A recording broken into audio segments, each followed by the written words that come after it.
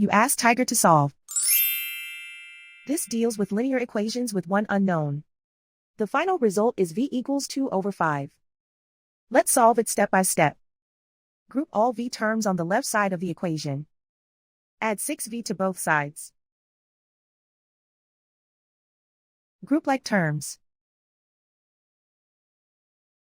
Simplify the arithmetic. Group like terms. Simplify the arithmetic. Group all constants on the right side of the equation. Add 20 to both sides. Simplify the arithmetic.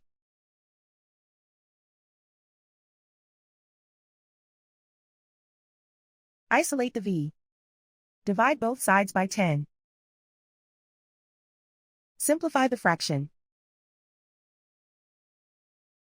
Find the greatest common factor of the numerator and denominator. Factor out and cancel the greatest common factor. And so the final result is v equals 2 over 5.